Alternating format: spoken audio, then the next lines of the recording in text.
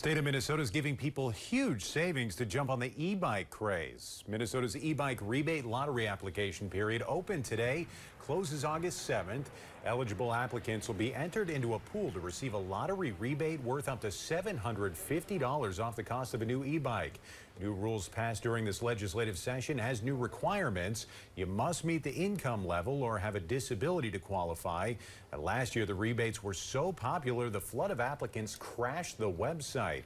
More than 14,000 people applied in just 18 minutes.